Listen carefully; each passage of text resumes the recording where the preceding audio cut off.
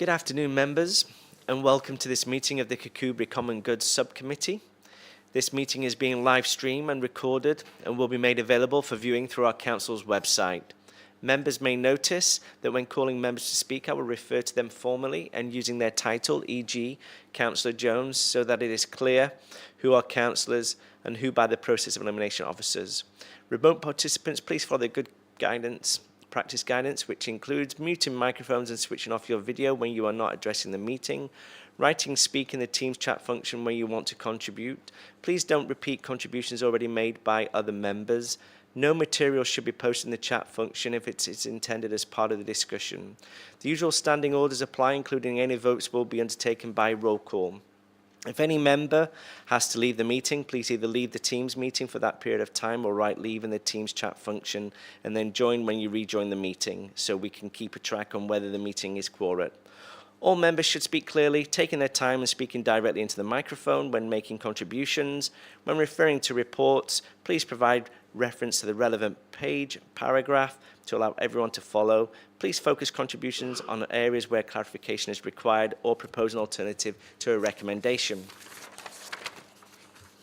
Similar to the process now followed at full council, when considering motions, amendments which are substantive in nature, I will call a recess and where necessary so that I may seek governance advice on competency.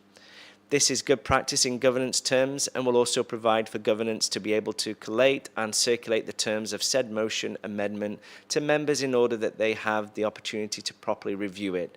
I hope this process makes matters more effective and I seek member support in implementing this. Agenda item 1, Sedran apologies and Chair's approval of members' remote participation. Ingrid, can you provide the Sedran indicating who is participating remotely and any apologies, please? Thank you, Chair. Yes, I can confirm that today we have yourself as Chair, Councillor Donnelly, in the room.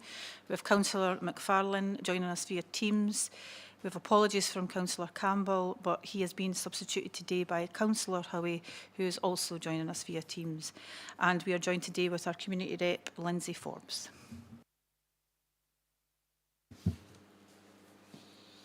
Thank you, Ingrid. Item 2, declarations of interest. Do members have any statement of connection or declaration of interest to declare based on the definition, statement of connection? For transparency reasons, members may wish to make a public statement. Declaration of interest, members would now require to leave the meeting for that item. Councillor McFarlane. Yeah, thank you, Chair. I've been trying to seek some advice in relation to this on item 5. There's an application there by St Cuthbert Wanderers looking for some funding from the Common Good. Previously, I have been working alongside them and I have acted as a referee in relation to applications for funding that they have made elsewhere. And I am unclear as to whether that should be stated as an interest. And the other item round that means that if that were the case and I were not able to participate, I don't believe that we would be quorate and able to conduct business. So I'm just seeking a little bit of advice on that. Let's check with Ingrid. Thank you, Chair. Thank you for the question, Councillor McFarlane. As members will know, it is purely up to you as an elected member to make a decision as to whether you consider your dealings with any organisation to be either I've lost the words. Apologies. Whether you need to declare an interest or state a connection. So I'm not sure what advice you've received to this point, but that would be my understanding, that it would be for you to make that judgment on. Thank you. Councillor McFarlane, does that give you an answer for you to be able to make a decision? Yeah, thank you, Ingrid. I haven't received any advice to this point. And again, we've very recently been given the email in relation to the Nolan principles about openness and selflessness, etc. And so I'm just a little bit conflicted as to what would be the best way forward. Am I correct in saying that if I were to declare an interest, that we would not be quoted and would not be able to make a decision on that. And if that were the case, when would be the next opportunity for a decision to be made on that? And is it time critical, the application? Thank you. Ingrid, would you be able to respond? Yeah, thank you, Chair. So, yeah, just to confirm, Councillor McFarlane, that we do require 3 members to be present to be quoted. So, therefore, any decisions around item 5, if you were to declare an interest, wouldn't be able to be taken today. I would be happy if the Chair was minded to seek clarification from colleagues in governance, but it would mean a short adjournment. I'd be happy. I'd be more than happy if that were the case, please. Okay, thank you. So if we could take a short adjournment until we can clarify this point, and then we'll resume. So we'll adjourn the meeting to give Ingrid time to go and seek some clarification. Thank you.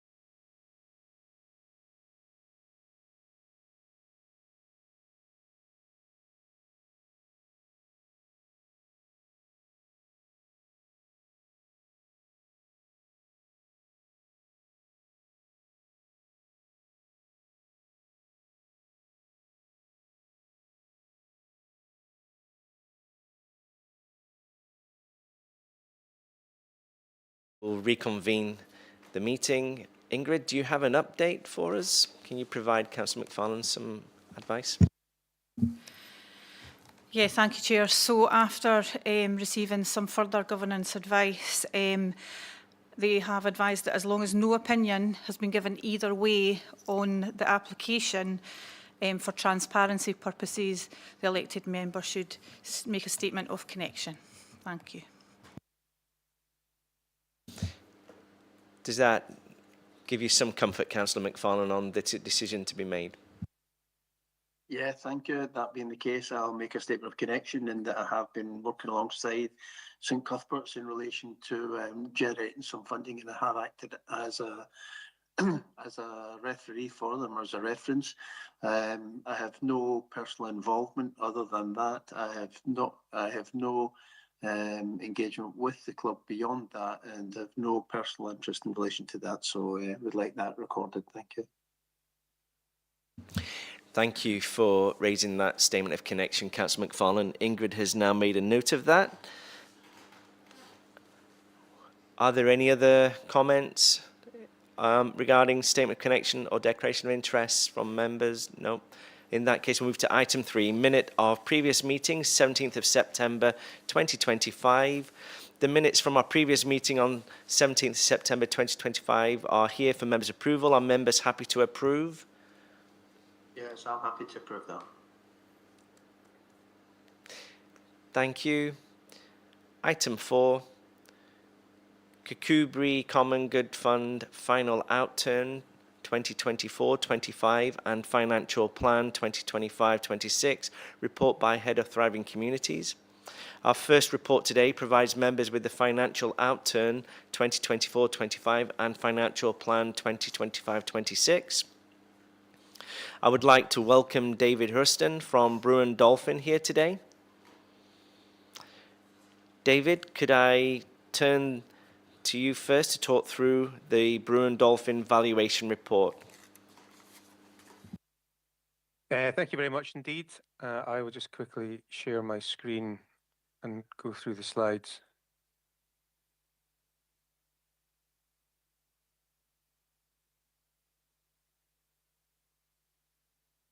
Okay, so it's been another interesting year, or bumpy year in investment markets.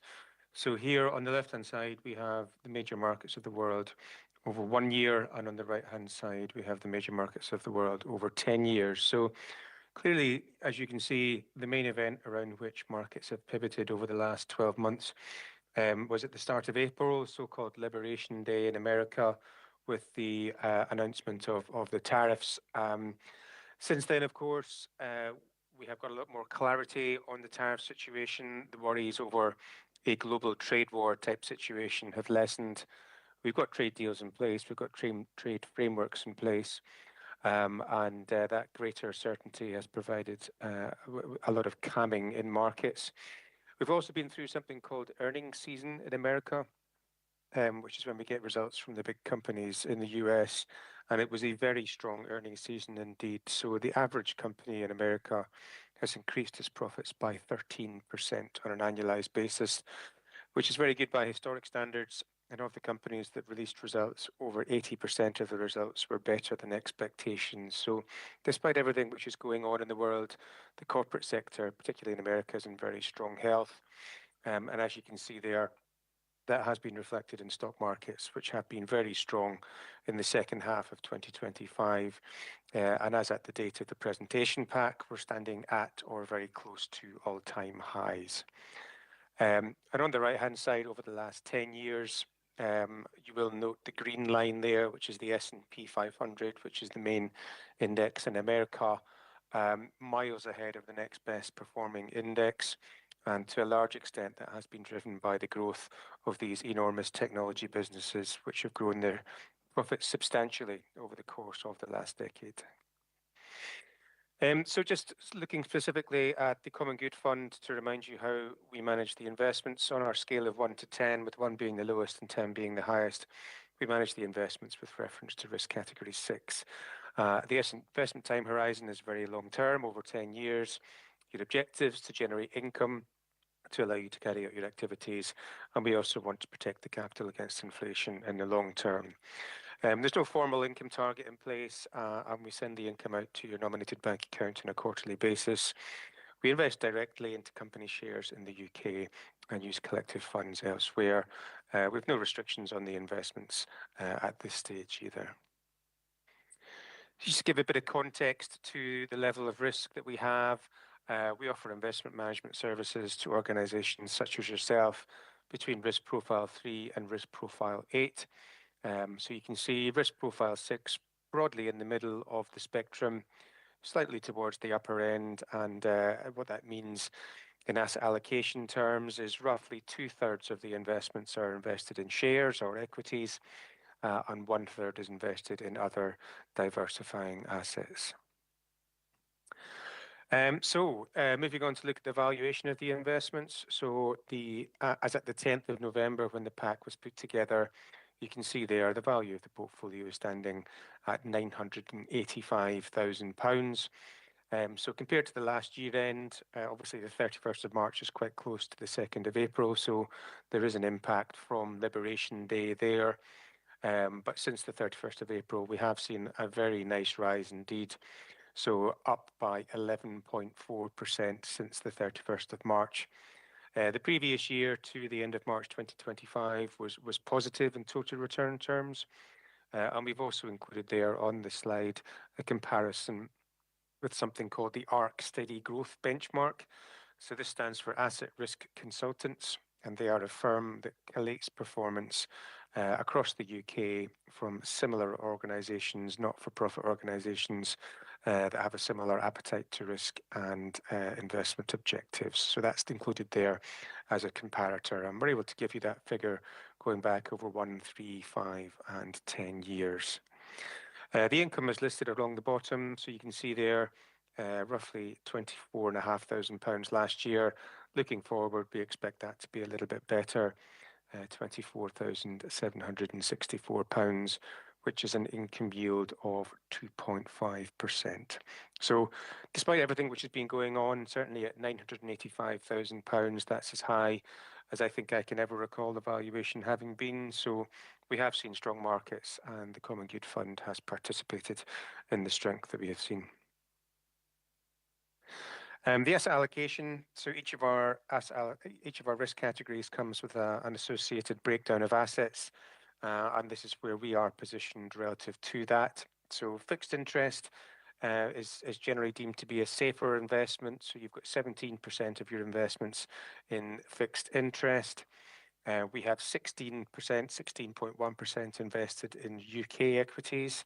So that's companies which are listed in London Stock Exchange. But we do carry quite a pronounced bias towards overseas equities.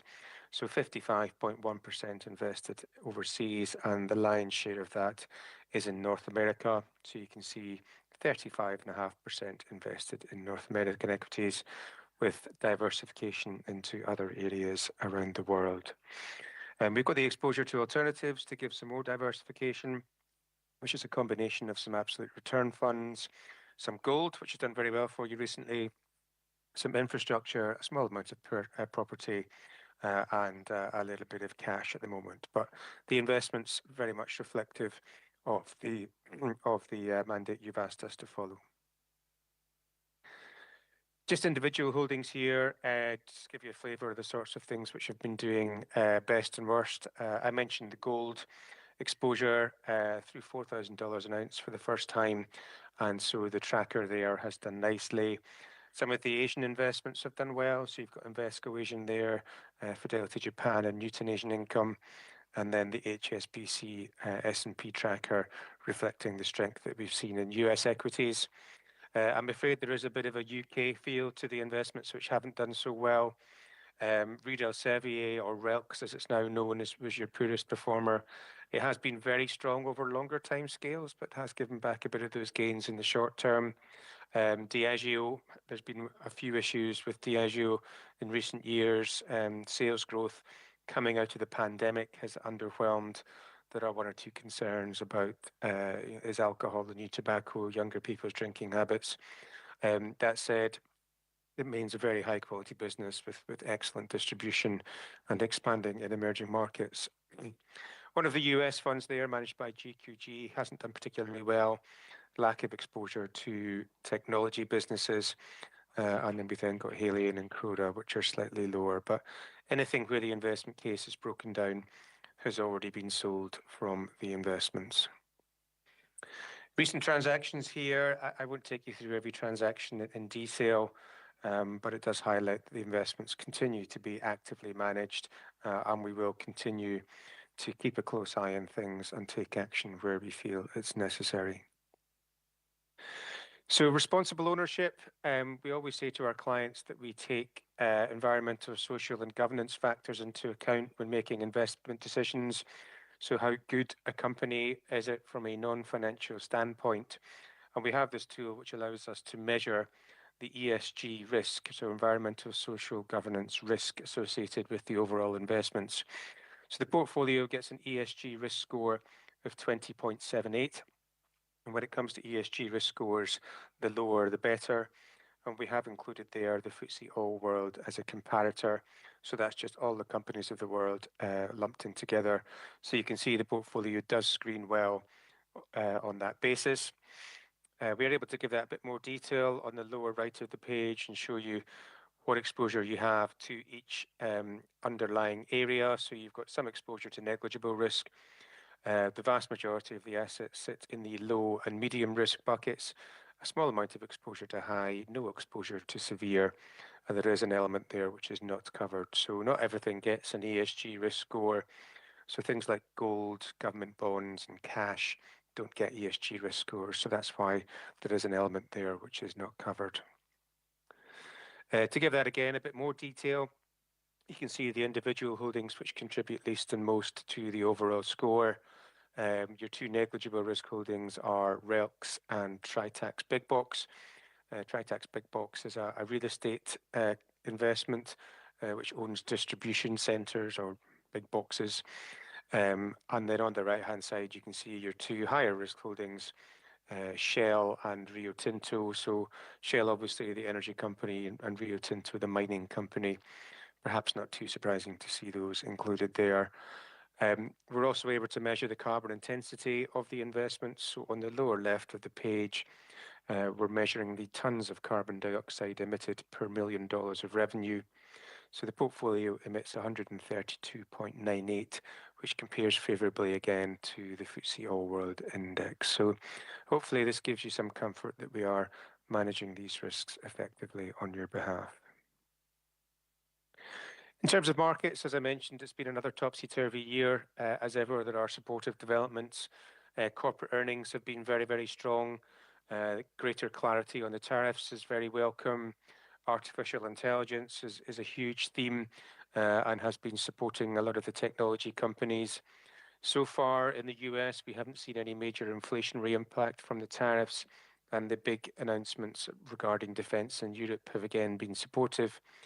However, arguably, the main impact of the tariffs is yet to show up. There have been one or two slightly concerning signs about the strength of the US employment market. As a consumer-led economy, the job market is very important there, and one or two of the recent numbers we've had haven't been quite as strong as the previous few months, so something to keep an eye on. It's no secret that President Trump and the chair of the Federal Reserve don't exchange Christmas cards, and at some stage we are going to see a change in leadership at the Federal Reserve in America. What effect will that have? Will we see interest rates coming down by more in the US? And fiscal concerns. We have a budget next week here in the UK, and in the US there is the small matter of $35 trillion of national debt, which at some stage they will have to address.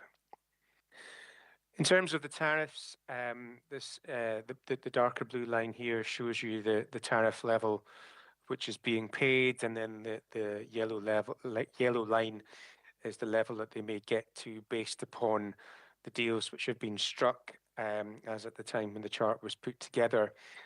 As I said, it was a farcical period at times earlier in the year, but where we've ended up in terms of the level of tariffs shouldn't be too damaging to the American economy or the global economy, and shouldn't generate levels of inflation which are likely to be problematic. So a very stressful episode, but where we've ended up doesn't feel too bad in the grand scheme of things. I mentioned inflation in America. These are the inflation figures in the US. The lighter blue line in the middle of the chart there is the headline figures. So 2.7%, a little bit higher than the Fed might prefer to see, but certainly not at concerning levels. Looking in the earnings season in a bit more detail, this is the S&P 500 earnings broken down by sector. And you can see the blue bar, the lighter blue bar in the middle, S&P 500 growth at 13%, but that hasn't been uniform across the different sectors. So some of the more traditional areas, such as utilities and energy, have seen actually earnings contractions, and it has been the technology and communications companies which have been seeing fairly substantial increases in their profitability. And as you can see on the right-hand side there, over 80% of companies that announced results were better than expectations. And looking forward to 2026, expectations are for that 13% growth to accelerate to 16%. So despite everything that we're seeing in the world, the corporate sector is in very strong health, particularly in the US. I touched on artificial intelligence. It's been a huge theme.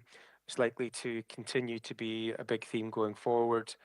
To give a flavour of that, this is the capital expenditure investment, if you like, on artificial intelligence from the big four technology companies in America. So Amazon, Alphabet, Meta, and Microsoft.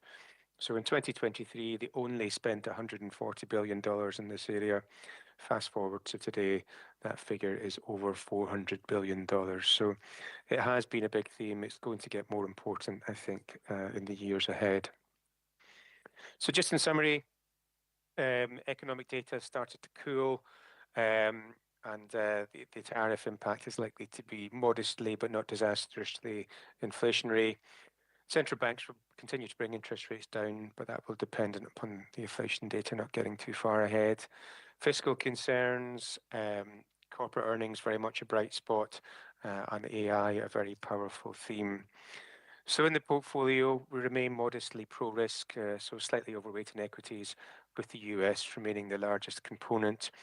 Preference for government bonds, and more specifically UK government bonds. The gold's done very well for you. We're very happy for that to keep that there as a diversifier, and underweight absolute returns and property. And I do like to finish on this last slide. This is very much a long-term portfolio. The Common Good Fund has been around for a long time and will continue to be around for many years to come. This is the MSCI World Index, so all the companies of the world, looking back over the last 50 years.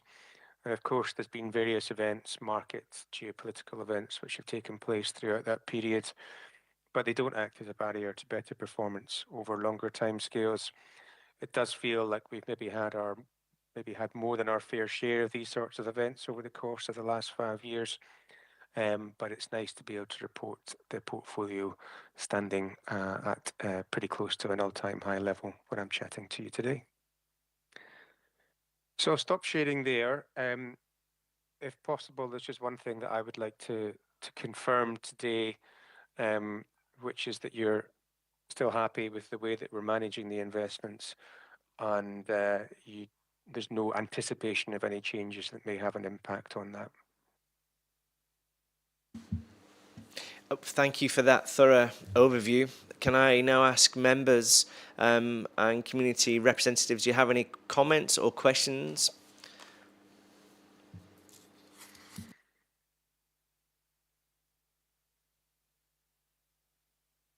Councillor McFarlane. Yeah, thank you for that, and thank you, David, for your presentation. A lot of global stuff in there.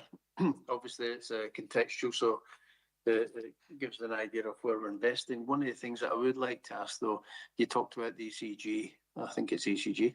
ESG. Yeah, that's the one. Ethically, obviously, as a council, we try to do the right thing wherever we're having to invest money. And I'm on the pensions subcommittee as well, and we've had a number of issues there in relation to legal in general. Now, I know that you haven't actually mentioned very many companies in there, so I'm just wondering, do we have any investments with legal in general at the moment? Because ethically they appear to be an outlier in relation to the sort of things they invest in. So yes, we do have some investments with legal in general. So for example, we have an index-linked bond fund which is managed by Legal in General, and we also have an investment in Legal in General PLC. And could you give us an indication of what the value of those two would be? So the investment in Legal in General PLC is worth £11,300, and the investment in the Legal in General Global Index-Linked Bond Fund is valued at just over £26,000. Okay, thank you. And would we be able to extract ourselves from that if that was an option taken? If you wanted to disinvest from those holdings, give that instruction, we would be able to implement that.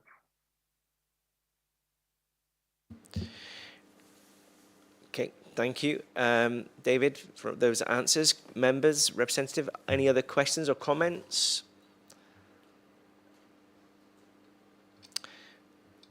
Thank you again, David.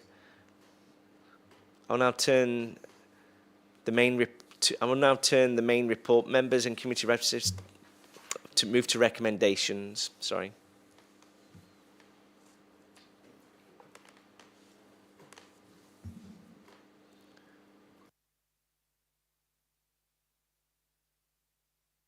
Yeah.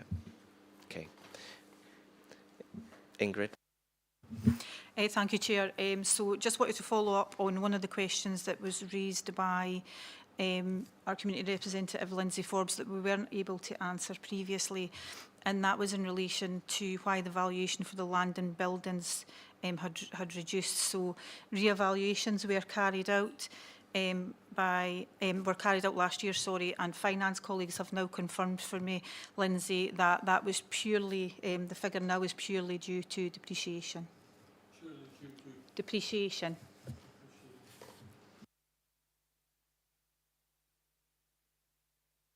Could you switch your microphone on, Lindsay? Thank you.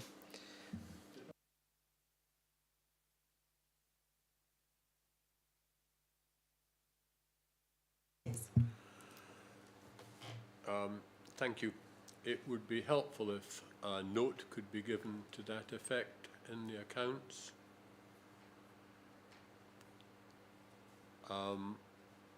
Thank you for answering that question, but there were some other questions that were raised too. One is, does Brewin Dolphin provide an annual report? They have done in the past, and if so, why isn't that shown as an appendix instead of a quarterly figure?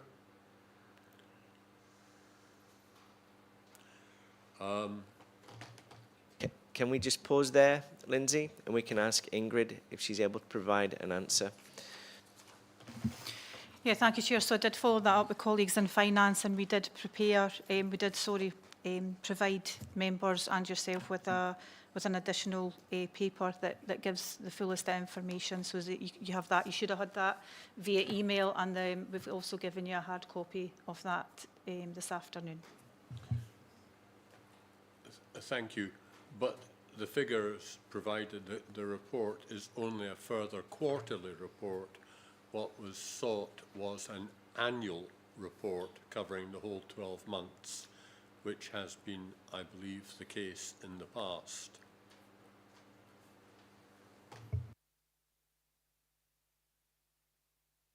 Ingrid, are you able to respond?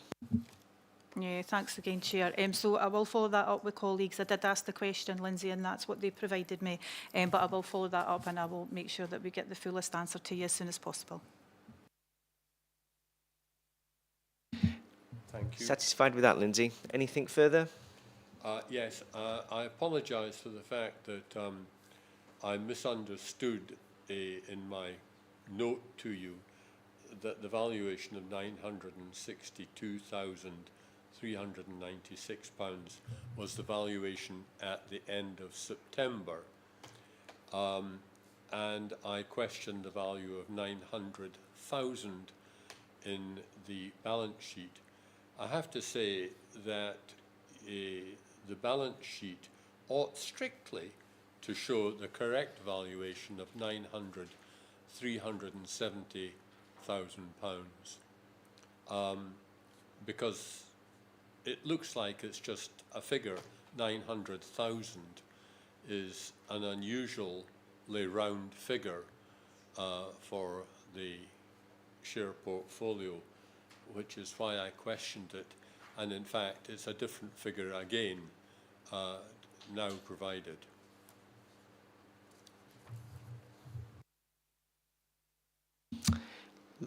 Ingrid? Again, I'll follow that up with colleagues for you, Lindsay. Thank you. Thank you for raising those comments and questions. Ingrid will follow up with colleagues, and once she has the information, we'll provide an update to members. Members, are there any other questions or comments? No? We'll move to recommendations. 1, members are asked to agree the financial objective of the financial plan being to maintain the financial health of the fund and maximise and manage the level of free income available for distribution by the Common Good Subcommittee as detailed at 4.7. 2, note the financial outturn for 2024-25 in Appendix 1 and the balance sheet in Appendix 2. 3, agree the Quarter 2 monitoring as set out in Appendix 4. And 5, note that a representative from Brewin Dolphin will be present to answer questions on the investments and interest income for 24-25 as detailed in Appendix 5. Are members happy to agree the recommendations?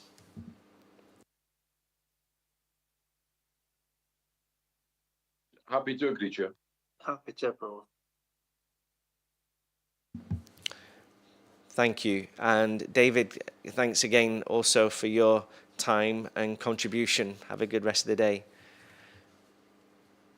Thank you very much indeed.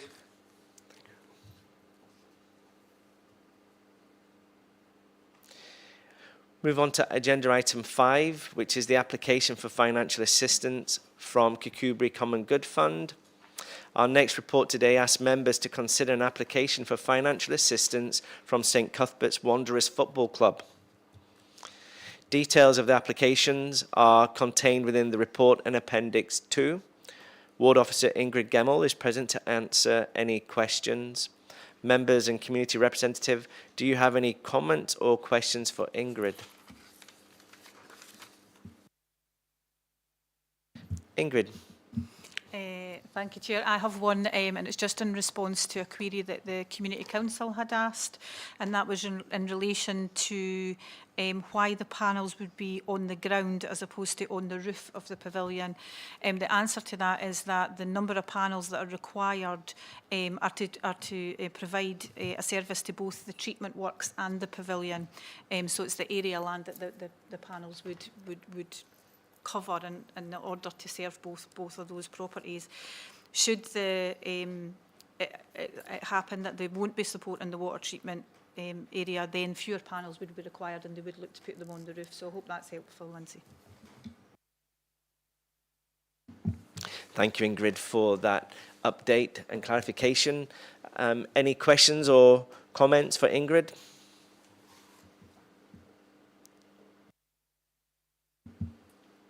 No? We'll move to recommendations. Members are asked to, 1... Councillor McFarlane. Yeah, sorry, I was a little bit late in getting my hand up there.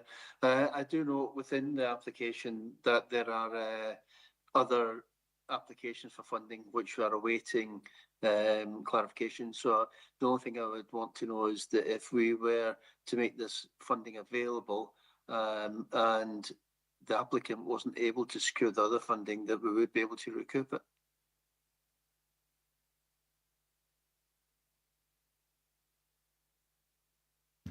Thank you for that question, Councillor McFarlane. Ingrid, are you able to answer that?